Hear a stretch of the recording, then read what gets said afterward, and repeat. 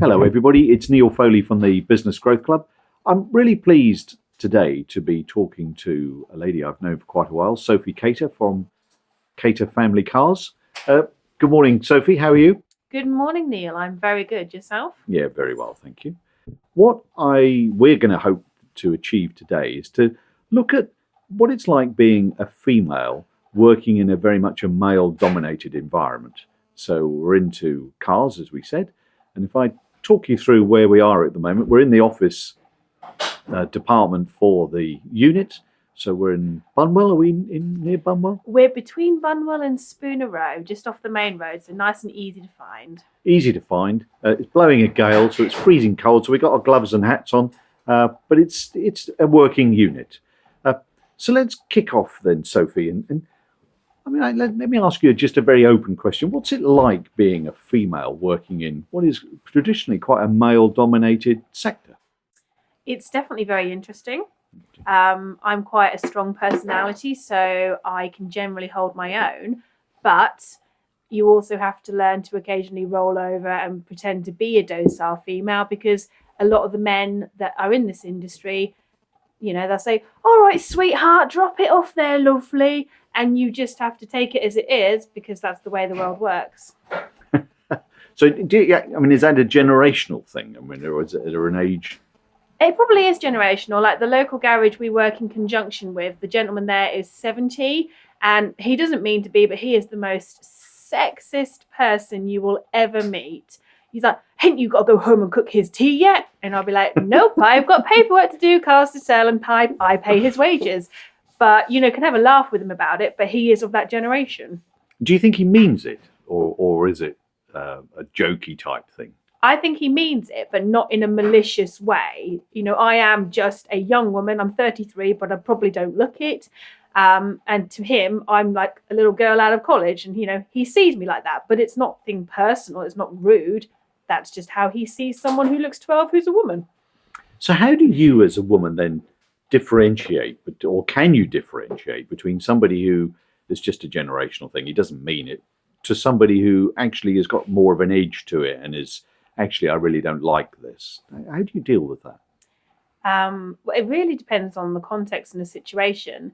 If it was a customer, then invariably I have to sell cars because that is what feeds our children, that is what supports our lifestyle. So very occasionally you just have to smile sweetly and use the rude words inside your mind instead of out of your mouth. If it's something that's worth standing up for, so perhaps a business disagreement or when someone is perhaps talking down to me, I will say it straight because don't talk down to me. I'm a grown woman. I'm a director of my own company and I'm multitasking and I make better coffee than you. And how often does it happen then? How often do you end up thinking in I guess how often do you inwardly swearing and thinking, your toe rag, and outwardly being nice, because that's what sales is all about, isn't it? It is. Not that we sell here, we build relationships here, but incidentally, the cars sell themselves. The way I deal with it, like I've been to a lot of business meetings and you've got the men in suits, and they usually are of a certain age or of a certain perhaps profession, accountants, solicitors, quite well-to-do people who've studied hard and their wife has gone and fed the 6 children and let him go to the whiskey club. So it really does depend on the context, but I will say something. I took someone out of a meeting the other week because he had the audacity, as he overly affectionately kissed me, hugged me, and then slapped me on the bottom. After 20 minutes of internal seething and anger, I actually asked him to come out into the hallway and gave him a verbal dressing down. And I must confess, I told him if he did it again, he would be missing some teeth. Good Lord. I mean, I'm staggered that. So, I mean, as a male, so I mean, not necessarily the most self aware male, people are actually still doing that in terms of thinking that's acceptable behavior to pat you on the bum. Worse than that, this person was in a profession that advocates behaving yourself. So therefore, their kind of profession is telling people not to do that. I mean, the person apologized profusely and he really won't be doing it again. But it was shocked me so much that actually Yeah. it took me 20 minutes to kind of talk to my female business people. And I was like, actually, do you know what? I'm really, really angry about this. And I was so angry that I was shaking. And you men think we're crying. We're crying tears of rage. Yeah, I'm not surprised. I mean, that's extraordinary, isn't it? And this, as I say, in this day and age. So what about so you've painted the picture of some people just don't get it, or maybe they never will. Who knows? I mean, as you know, talked to Ola before, and it's the same with racism and people not being accepting. What's it like just in the automotive world, though? Because that is male dominated, isn't it? Do you think you get an edge? I think it helps because when we have a lot of female customers, I will always generally deal with the women when I'm here. I will generally deal with most of the customers because Steve is the skilled part of the business. If Steve had been a builder or a plumber or whatever, we would have still gone into that business. So he's always the one fixing the cars, which means I'm the one making the coffee, talking to the customers, playing with their children, talking to their grannies for 3 hours on end, because that's what builds relationships. So depending on the customer, I can decide whether to show my knowledge, whether to, roll over and play dumb, whether to see how good my coffee is versus what I know about the cars. But in the industry in general, because businesses get to know everyone, the local businesses are more polite about it because I'm, oh, hi, so-and-so from this business. It's Sophie from Da-di-da, because you've got a relationship. But I guess if you were going to go to a cold provider, then they may well not take to me as well as people already know me. So it's quite a small world, isn't it, by the sound of it, the automotive world, in terms of you get to know people and the rest of it. And you touched on an interesting point there, because rather bizarrely, you would say that you're not a salesperson, although I would argue that you're probably very, very good at sales, but you don't need the label because you're talking about building relationships. So if a husband and wife are in here, who do you deal with? I gauge the couple. I myself will gauge the couple and to see who they are and how they react. It's an interesting point, Sophie, because I know one of the classic mistakes is my wife, runs her own business as an independent, strong-minded woman, very similar to yourself. And people make the classic mistake whenever we're out, where the male, if it's a male salesperson or advisor, will always talk to me. It is frustrating. I mean, I've had a similar circumstance with regards to property. Basically, my husband and I do a little bit of property together, and I'm the one that does the cash flow forecasts. I do all the market research. So I'd put together a whole presentation pack, and we had this funding gentleman over, myself, my husband, and this gentleman. And every time the gentleman asked a question, he directed it to Steve. Steve would then turn to me and say, Sophie, do you know that answer? And I'd be like, yes, I put the pack together. If you look on page 3, you'll see da-di-da-di-da. And this guy still kept referring everything back to Steve. This was one of those moments when I was smiling, but inside it was like potty mouth. Why do you think they do that then? I don't want to stereotype, but this guy was a white gentleman, probably in his 50s, in the banking industry, probably started when he was 20. All the women probably wore short skirts and typed his notes for him and made his coffee. Whether he meant to be so misogynistic, I don't know. But because we needed what he had for the business, I just had to suck it up and put on my happy princess face. I'm not sure I've seen that one. You'll know it when you see it, Neil. But it does surprise me how often people still do that. Have you got any tricks then that you would say, or anything you would say to other women in terms of what should they do in that scenario? I would always say, do try and make your point, but if you can make it in a really irritatingly sweet female way, like, oh, Mr. Bankerman, I completely see what you mean. I've just pulled these numbers together for you, but please do tell me how to do my job. With a slight edge of sarcasm, so you get your point across without being rude, but you're ramming it down their throat that they basically need to suck it up that you're a woman and you're equal to them. Yeah, I mean, and do you do that? I may have done it once or twice when it was called for, but generally my professionalism will kick in before I get to that point. But with this particular gentleman, there were some incredibly rude 4-letter words going through my mind, and once he left, I may have vocalized them to my husband.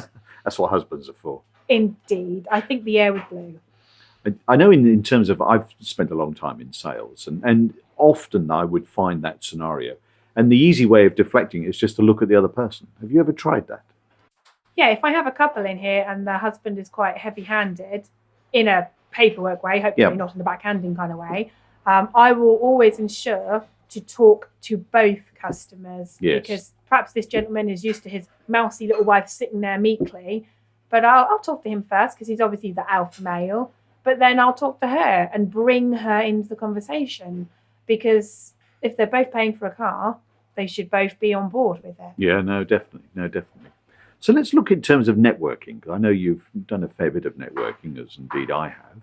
What's it like being a female in a networking environment, which again tends to be male dominated, doesn't it? It does. It is generally quite male orientated. And in my previous example of the gentleman touching my bottom and getting told off for it, most men are quite respectful. It's quite modern, what is the word? 21st century. So you can network, but it is still heavily male orientated, particularly if you're networking upon, different businesses. So you've got your builders, your plumbers, your electricians, as well as your accountants and your solicitors. It depends on the type of industry they're in as to generally what they're like with women. It's almost like stereotypes. It really just depends, but I generally just put myself out there. I'm generally quite outgoing, as you can tell. And then people either will or won't connect with me. And then if I know I've got someone quiet, whether a woman or a man, I'll try and lower my volume, but I'll still be me, just in a slightly less scary format. Yes, because you don't want to change who you are, do you, or your personality? And I'm not even sure we can, but we can't do it for very long, can we? No, it's not about changing your personality, but I think every person out there is multifaceted. So for myself, I'm generally trying to present the chirpy, outgoing Sophie. There is also a, oh dear God, get me a coffee Sophie, or I didn't sleep last night because of the children Sophie, and the, oh my God, my cat's poorly Sophie. But they're still me, but it's learning, which face do you present to certain people to meet their faces, what's going to interact best. So you have to be good at reading people. Do you think even more so as a woman? I think women are generally more intuitive. So from my point of view, I feel that I can generally read people, and I can walk into a room and, you can cut the tension with a knife. You walk somewhere and you know what the atmosphere is like. And I think it's important to be able to read people. It's not just body language, it's the tone of their voice, how loud they are, what they're dressed in, the way they present themselves. And you do have to modify yourself slightly, because one size doesn't fit all. You can't put a square peg in a round hole. So therefore, you need to gently adjust the square peg, but it's still a square peg. It might just have slightly rounded edges. And you think women are better at that than men? In a majority, you can't tar everyone with the No. same brush. Women are as different as men are. But I think because of our natures and the fact we're generally seen as the caregivers and the multitaskers and things, we are more used to doing things on a different level. So the fact that I can do 6 different things, not particularly well, but I can do them, I guess it's easier for me to blend or mold myself as to the situation. So do you still believe that this multitasking is a female strength? Because I'm not entirely convinced. I think it might be a myth. I think it's probably a myth. I can multitask. I can do 6 different things, and I'll get really angry and be like, why didn't you reply to my email? And I'll go in my email and realise that I did 95% of it but didn't press send. So I can multitask, just not particularly effectively. Yes, no, that's probably a good answer, isn't it? So if you were having your time again, I know you're only 33, did you say? I'm nearly 34 now. Nearly 34. So if you had your time again, what would you do differently? I think in my younger years, I would have been more outgoing. I was quite quiet as a child, actually, and then I was loud and loud and loud. It was a front that I put on. And in the end, I faked it so long that I've made it. It is one of my sides, and it's the predominant side to me.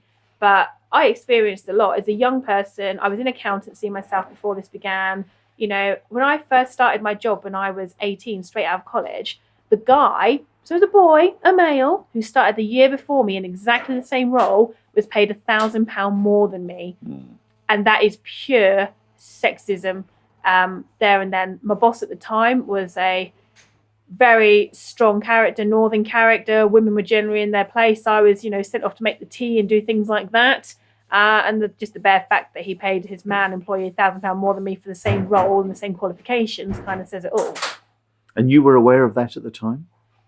I had access to all the filing. So what did you do about it? Nothing, because I shouldn't have been looking in those files. True. But did you stay there very long? I stayed for as long as I had to, because I was training in that position. So I actually incidentally left that position, and I left it so that I shouldn't have had to have paid anything back. But because of the strong personality of that boss and the fact that I was quite meek and mild, I still ended up paying back some money, even though I shouldn't have had to legally, because I felt pressured and guilt tripped into doing it. Now I'd be like, seriously, this is a contracted date. I've fulfilled my obligations. We are past the contracted date. You pay me peanuts, you can have the shells back. So, so bullying is a factor of being female I think, in certain environments. yeah, in certain environments, it can come across as bullying, whether they think they're bullying or whether they just think they're being a bit blokey. Sometimes they cross the line, and it's about being able to say, look, mate, here's the line, shove off over to your side of it. So you would have been stronger. I think it's less about if I had my time again and if I could talk to my younger self, if I could sit down and put an arm around my younger self and be like, all these kind of really rubbishy things are going to happen to you. But the positive is you come out like me. That is a good thing, honestly. And kind of say to, 18-year-old Sophie, be polite, be professional, but don't take any crap. Excuse my French. No, that makes a lot of sense, doesn't it? It is about, if you could ever go back and talk to yourself, I think you would learn so much from yourself. But they say hindsight is a wonderful thing. You should have picked those lottery numbers. It's the most precise science in the world, isn't it? It very much is. Yeah. Well, it's been really useful, Sophie, and I really appreciate your time, and I hope people have found this interesting. Certainly a female perspective in terms of what it's like to be in still very much a male-dominated world, not just in the automotive industry. It's true in financial services and all sorts of different issues. So it's been really interesting. And if you've enjoyed it, thanks very much for listening, and share it. We'll put Sophie's website address at the bottom of the email so you can see it there when you look online. And thanks very much, and until next time, goodbye. Thanks for having me. Bye.